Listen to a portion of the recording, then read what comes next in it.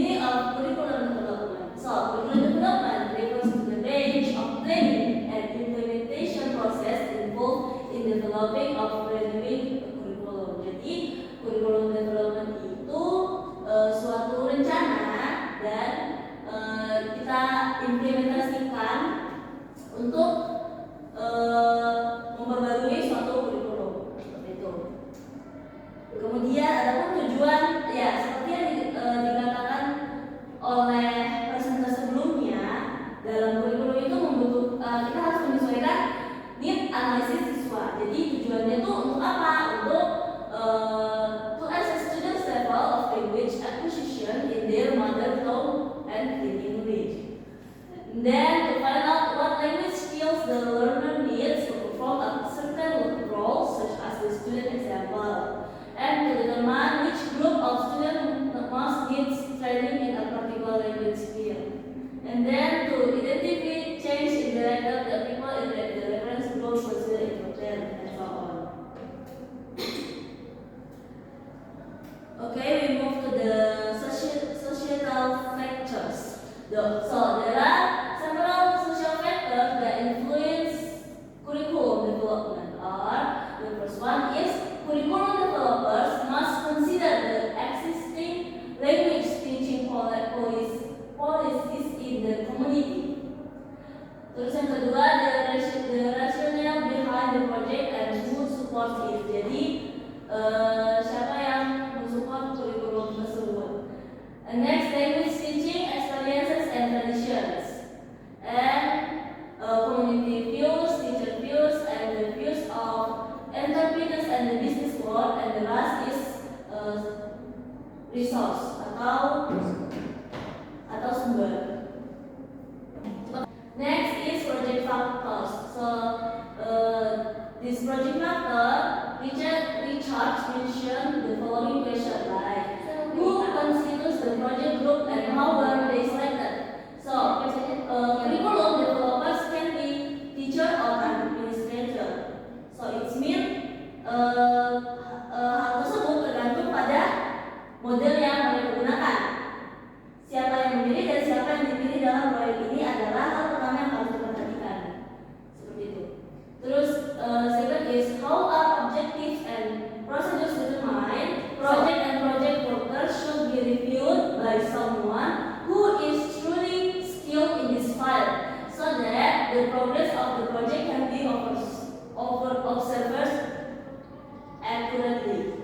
Jadi projectnya itu harus dilakukan oleh seseorang yang memang bidangnya atau basisnya di bidang ini, agar dia punya data itu lebih akurat. Seperti itu. Terus kemudian curriculum development must consider human resources, natural resources, and financial resources that affect learning. Alright, next, institutional factors. So there are some questions from Richard. What leadership is available within the institution to support change and help teachers deal with change? Is it dictatorial or demokratik? Jadi kepemimpinan apa yang tersedia dalam lembaga untuk mendukung perubahan kurikulum itu? Jadi itu tergantung dia punya kepemimpinan. Jika kepemimpinannya demokratis, maka guru akan mendapat lebih banyak kesempatan untuk mengambil bagian dalam proses perubahan kurikulum itu. Next, what is the role of textbooks and other materials? So, jadi terus dalam perubahan kurikulum itu peran buku teks dan bahannya itu seperti apa?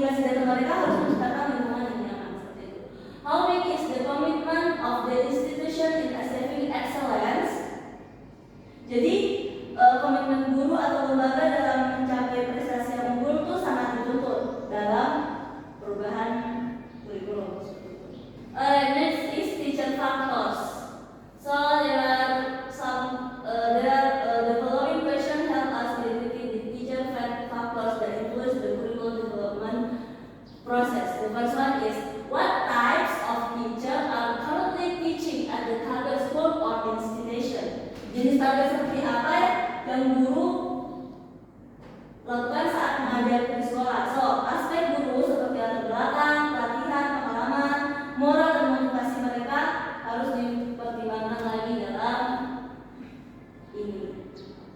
Next is how proficient are they in English. Jadi guru bahasa Inggris harus memiliki kemampuan yang baik dalam bahasa Inggris sehingga mereka dapat menguasai materi dalam buku belajar bahasa Inggris atau sumber materi lainnya. And the next is dalam mengajar, guru dapat menggunakan buku teks seperti yang sudah dilakukan tadi, atau juga guru dapat membuat bahan-bahan sendiri. Aspek-aspek ini harus diperhatikan agar sesuai dengan perencanaan kurikulum. Apakah harus mengubah sumber dayanya atau kurikulum dikembangkan sejalan dengan buku teks yang digunakan guru saat ini. Jadi metode mengajar guru juga harus dipertimbangkan seperti itu. What are the benefits for teacher? Jadi dia punya manfaat apa untuk guru? Jadi guru itu dapat termotivasi oleh tanggung jawab profesional seperti itu. Next is learner factors. So what are the learner's past language learning experiences? Jadi guru harus mempertimbangkan pengalaman pembelajaran dalam belajar bahasa sebelum mereka belajar bahasa Inggris seperti itu.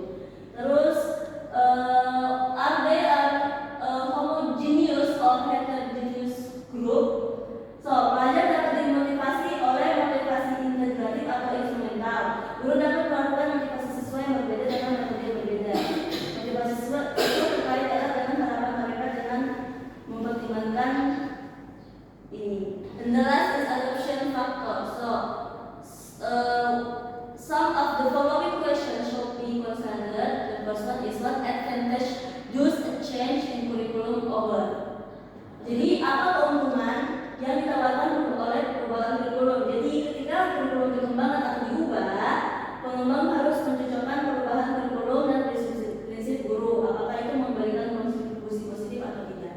Next, seberapa kompatibel itu? Jadi kurikulum harus dikembangkan dengan mempertimbangkan konsistensi antara perubahan dan keyakinan yang ada, sikap organisasi dan keyakinan yang ada di sekolah atau lembaga seperti itu.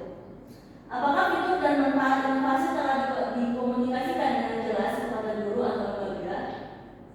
Jika model yang digunakan adalah model administrasi, kurikulum harus dikomunikasikan dengan jelas kepada guru untuk menghindar kesalahpahaman guru tentang kurikulum. Seperti itu. Jadi itulah beberapa poin dari materi saya.